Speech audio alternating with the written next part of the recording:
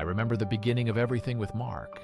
It was a story of two souls finding their perfect match at least. That is what I believed. Then our laughter filled every room we shared. Our dreams intertwined seamlessly. We envisioned a future built on unwavering trust and mutual adoration. We spent endless nights talking about our hopes, our fears, our plans for a small house with a garden and a life filled with quiet contentment. He was my anchor, my confidant, my entire world. For so long, our bond felt unbreakable, an impenetrable fortress against the world's harsh realities. We celebrated anniversaries with heartfelt promises and everyday moments. With easy smiles, we built a life so comfortable, so familiar, it felt like breathing. But then imperceptibly, almost silently, things began to shift. A subtle chill crept into our once warm embrace. The spontaneous gestures faded into rote habits. Our once vibrant conversations became punctuated by longer silences, loaded with unsaid words. The intimacy we once shared, both physical and emotional, dwindled, leaving behind a hollow ache where connection used to thrive. I started feeling unseen, unheard, a ghost in my own relationship. The comfortable routine that once brought solace now felt like a suffocating cage. I longed for a spark. I craved attention, a feeling of being desired, of being truly known again. A yearning grew within me, a quiet desperation for something more, for a reminder of the person I used to be or the person I wanted to become. Mark was still a good man, kind and steady, but the magic, the passion had simply evaporated, leaving behind a mundane existence that slowly chipped away at my spirit.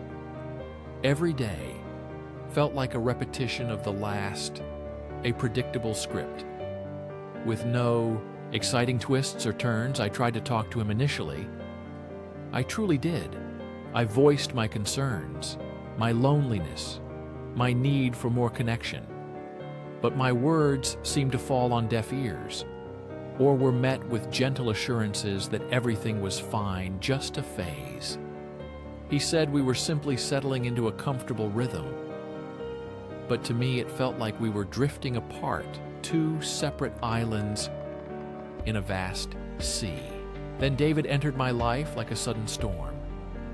After a long drought, he was a new colleague at work, full of vibrant energy and an infectious zest for life.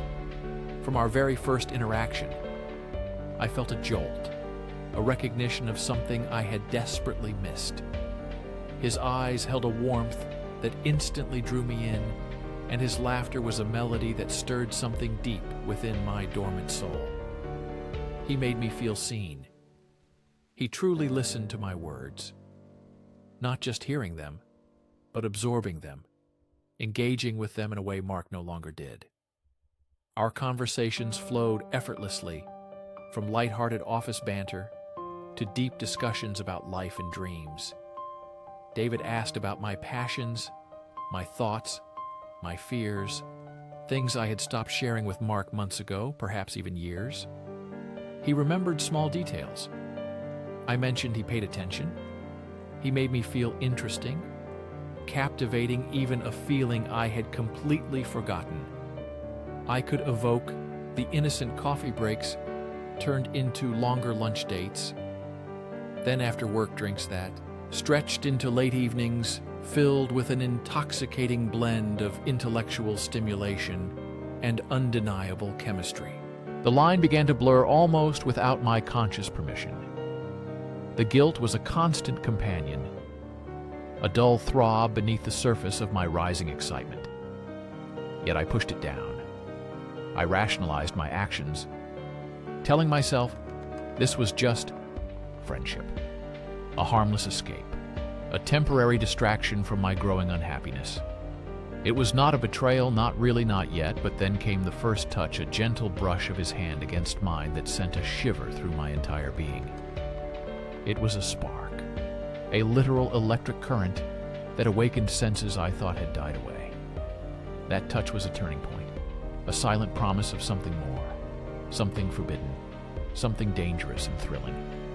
The first kiss was a whirlwind of emotions: relief, passion, fear, guilt.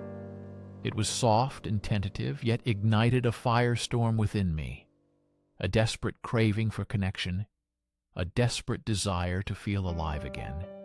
Each subsequent meeting was a delicate dance of deception and desire. I would weave intricate lies to Mark, tales of late nights at work or dinners with old friends, each lie further entangling me in a web of deceit. My heart pounded with a mix of exhilaration and terror. Whenever I was with David, the thrill of the forbidden was intoxicating, almost addictive, a potent antidote to the monotony of my everyday life with Mark. I felt like two different people living two separate lives. One was the dutiful partner at home, maintaining appearances. The other was a secret lover, experiencing a passionate awakening. I found myself constantly checking my phone, deleting messages, creating elaborate alibis. My life became a carefully constructed facade. The emotional toll began to mount, the constant secrecy. The endless lies gnawed at my conscience. Guilt became a physical weight pressing down on my chest, making it hard to breathe. I became withdrawn, jumpy. My sleep was restless, haunted by fragmented images of Mark's unsuspecting face and David's knowing smile.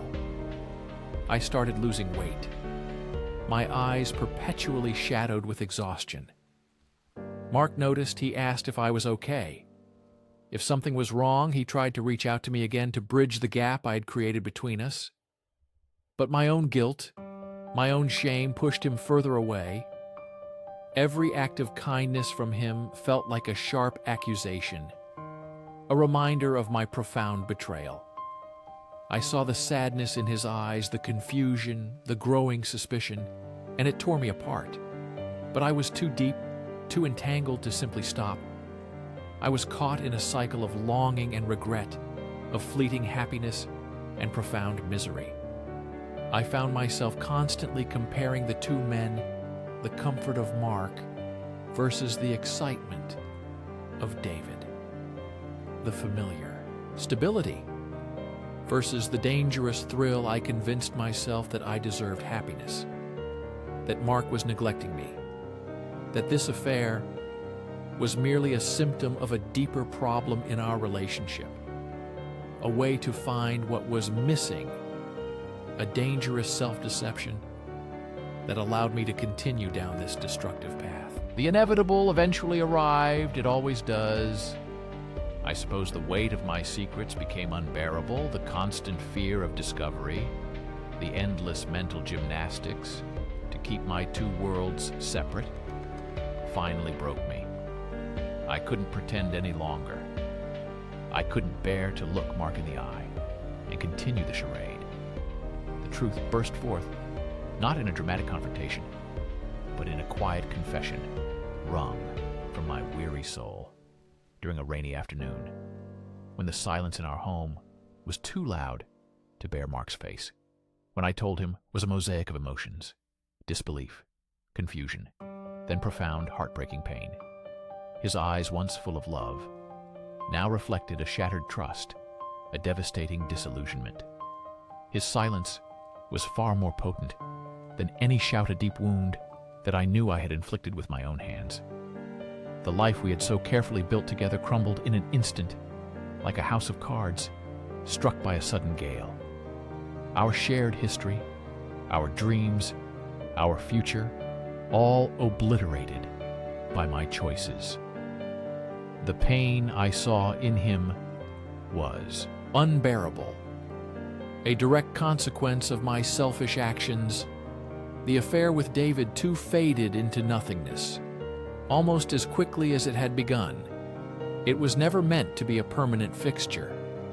A relationship built on deception and secrecy had no foundation to withstand the light of truth once exposed, it withered and died, leaving behind a hollow echo of its initial intensity. The aftermath was a period of profound loneliness and relentless regret. I was left with nothing but the wreckage of my own making. The silence in my life, once a source of annoyance, now became a crushing weight, a stark reminder of what I had lost. I spent countless hours dissecting every moment, every decision, every lie, trying to understand why I had chosen such a destructive path, why I had betrayed someone who loved me so completely. I learned painful lessons about communication, about the importance of addressing issues head-on instead of seeking escapes. I learned about the fragile nature of trust and how easily it can be shattered, and how incredibly difficult it is to rebuild. I learned about the destructive power of selfishness and the profound impact of one's choices on the lives of others. But perhaps the hardest lesson was learning to forgive myself, to accept the flawed person I was, and to begin the long, arduous journey of self-compassion and redemption. It was a long road fraught with sorrow and self-recrimination. But through it all, I slowly began to understand the true cost of infidelity. The irreparable damage it inflicts not just on the betrayed, but also on the betrayer, leaving a lasting scar. A stark reminder that true happiness can never be built on a foundation of lies and deceit. The most valuable thing in any relationship is honesty. A truth I learned in the most painful way imaginable.